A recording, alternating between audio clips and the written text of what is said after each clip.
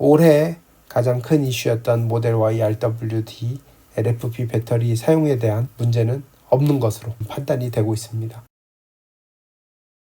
안녕하세요, 지블로거입니다. 오늘 12월 마지막 날인데요. 23년도 이렇게 마무리가 되는 것 같습니다. 지난번 영상을 너무 재밌게 봐주셔가지고 조회수도 벌써 5만을 넘겼고요. 많은 분들이 댓글을 남겨주셨는데요. 지난번 영상은 단차수 평가로 영하 12도였던 그런 날에 외부 주차하고 나서 두 차량의 전비를 비교를 해드렸는데요. 저는 매일 출퇴근을 하고 있기 때문에 동일한 거리를 10월, 11월, 12월 이렇게 3개월 동안 주행을 했을 때 전비가 어떻게 바뀌는지 그 누적 기록된 데이터도 한번 공유 드리려고 해요. 오늘 여러분들께 소개해 드릴 내용은요. 첫 번째로 테슬라 누적 데이터를 저장하는 태시라는 앱에 대한 소개, 그리고 두 번째로 모델 Y의 누적된 전비 그리고 누적된 데이터들 LFP랑 NCA 모델 두 종에 대해서 같이 리뷰 드리려고 합니다. 먼저 태시에 대해서 간단하게 소개를 드리면 태시라는 홈페이지가 있고요. 태시.com이라는 곳에 접속하시면 태시를 보실 수 있습니다. 태시 앱의 가장 큰 장점은 테슬라에 대한 데이터들을 저장할 수 있다는 것이고요. 그리고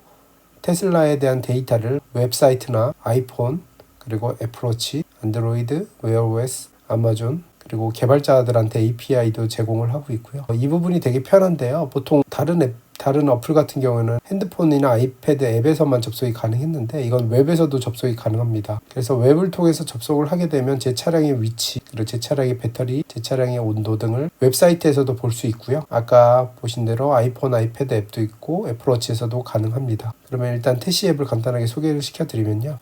태시 앱은 이렇게 제 차 아스리 플러스에 대해서 지금 위치, 상태도 볼 수 있고 차량 컨트롤도 가능합니다. 프론트나 트렁크를 열고 닫을 수 있고요. 테슬라의 기본 앱에서 수행할 수 있는 기능들을 태시에서 수행할 수 있고요. 애플리케이션의 가장 좋은 점은 모든 데이터를 저장을 한다는 건데요. 예를 들어서 드라이브의 일부 항목에 들어오게 되면 이렇게 주행한 거리, 주행했을 때의 속도, 고도, 그리고 효율, 그리고 배터리 상태, 그리고 실시간 에너지, 시간에 따른 에너지 상태도 볼 수 있고요. 이날은 제가 평균 전비를 232Wh/km 정도 사용을 했고요. 배터리는 4.43kWh를 사용을 했네요. 이때의 거리는 19.1km였고요. 21도까지 내부 온도를 올렸고요. 외부 온도는 3도에서 마이너스 9도까지. 이날 날씨가 좀 추웠네요. 이렇게 주행을 했을 때의 기록들이 이렇게 실시간으로 저장이 됩니다. 여기까지가 간단하게 태시에 대한 소개였고요. 오늘 다시 말씀드리려고 했던 그러면 주행 전비, 누적된 전비는 어떠냐를 한번 보여드리려고 하는데요. 누적된 전비도 다시 보여드리도록 하겠습니다. 드라이브에서 애널리틱스로 들어가게 되면 필터 조건이 있고요. 기간은 올해, 그리고 필터에서는 최소 이동거리를 어떻게 설정할지를 저장할 수 있는데요. 여기는 히터를 켜놓고 계속 있을 수도 있기 때문에 최저 이동거리를 5km로 세팅을 해놓고 어플라이를 해보도록 하겠습니다. 그러면 어떤 걸 볼 수 있냐면 제가 이 태시 앱을 10월부터 구독을 했기 때문에요. 10월, 11월, 12월 이렇게 3개월 동안 누적된 기록이고요. 이 누적된 기록을 바탕으로 설명을 드리면 월간 1000km 정도 주행을 했고요. 에너지는 10월부터 11, 12월로 가면 점점 늘어나고 있네요. 이유는 간단하죠. 추워지니까 히터 키면서 에너지 사용량 많이 늘어났고요. 그리고 전비는 10월에 138Wh/km에서 11월에 151Wh/km, 그리고 12월에 173Wh/km. 이거는 운전 횟수인데요. 매일 출퇴근하기 때문에 운전 횟수는 비슷할 거예요. 온도별 전비입니다. 온도별 전비를 보시면 20도에서 25도일 때는 130Wh/km, 그리고 전비가 점점점 이렇게 왔다 갔다 하다가 0도에서 마이너스 5도에서는 173Wh/km, 마이너스 5도에서 마이너스 10도 사이에는 194Wh/km, 그리고 마이너스 10도에서 마이너스 15도 사이는 230Wh/km. 이렇게 전비가 점점 줄어들고 있네요. 대충 계산을 해도 20도, 25도 대비 10도, 마이너스 15도 사이를 비교해보면 42% 정도 감소한 걸 알 수 있고요. 전기차라서 어쩔 수 없이 저온에서는 전비가 감소할 수밖에 없는 것 같습니다. 요거는 이따가 제가 모델 Y 스탠다드 NCA 모델이랑 현재 보고 계신 모델 Y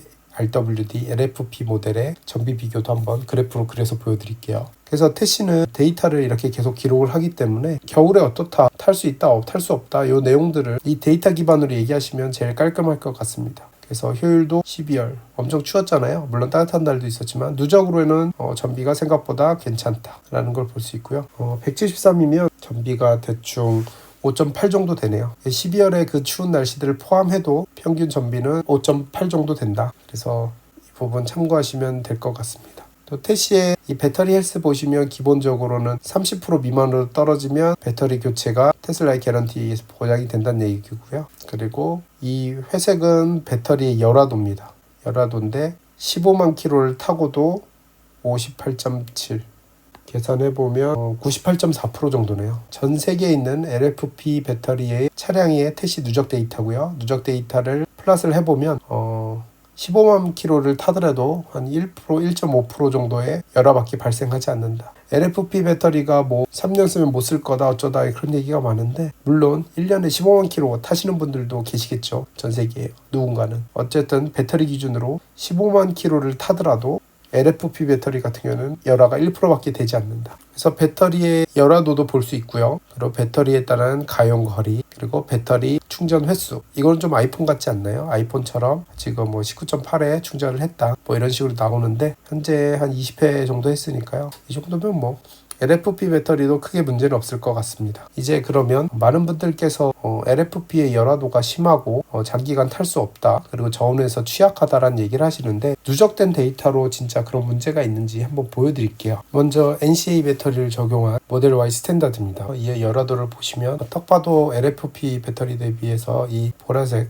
플릿 에버레이지가 좀 기울기가 가파르죠. 최초 53.1에서 15만 킬로 정도 했을 때 46.8 계산을 해보면 88.1% 정도 나오네요. 모델 Y 스탠다드 NCA 배터리를 적용한 것은 15만 킬로 주행을 하면 배터리를 한 12% 정도 열화되는 걸로 보이고요. 제 차량도 지금 보시면 5만 킬로 정도 탔는데 배터리 열화는 5.8% 정도 진행이 되고 있습니다. 그러면 아까 LFP 배터리를 적용한 모델 Y RWD는 15만 킬로를 타도 배터리 열화는 1.5% 정도, 반면에 모델 Y 스탠다드 NCA 배터리를 적용한 것은 한 12% 정도 열화가 된다고 볼 수 있겠네요. 그러면 이번에는 주행 전비를 한번 보도록 하겠습니다. 주행 전비 세팅도 똑같이 1년 치료하고 최소 주행거리는 km로 세팅해서 비교를 해보도록 할게요. 10월에 116Wh/km, 11월에 131Wh/km, 그리고 12월에 145Wh/km.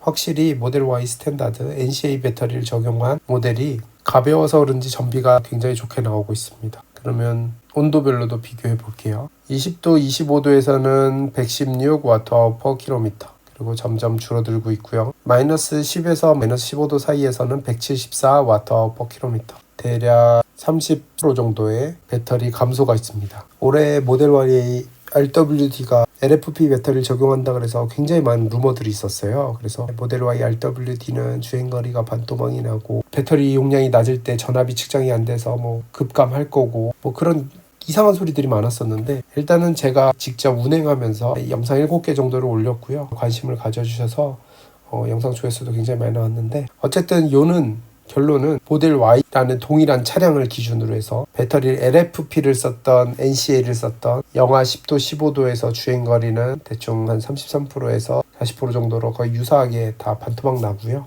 그리고 배터리 열화도는 태시에 누적된 데이터로 봤을 때는 모델 Y의 RWD, 그러니까 LFP 배터리를 적용한 모델의 배터리 열화가 NCA보다는 좀 덜한 것 같고요. 그래서 뭐 많은 분들께서 LFP 배터리 3년 못 쓴다라고 하시는데 그런 것도 좀 사실이 아닌 것 같고요. 물론 더 주행을 해보고 계속 데이터를 누적해서 보겠지만 올해 가장 큰 이슈였던 모델 Y RWD LFP 배터리 사용에 대한 문제는 없는 것으로 판단이 되고 있습니다. 그래서 여러분들 차량 구매하실 때 여러 사람 후기도 한번 보시고요. 실후기를 보세요. 여러 사람의 조언을 들을 수도 있고 뭐 개인 간의 의견을 받을 수도 있지만 본인이 큰 돈을 들이는 일이기 때문에 주변에서 근거 없이 얘기하는 거에 너무 신경 쓰시지 마시고 실제 유저들이 정확하게 평가한 결과들, 누적된 데이터들 이런 거 보시면서 차량 구매하는 데 참고하시면 좋을 것 같습니다. 네, 이상 지블로거였습니다. 감사합니다.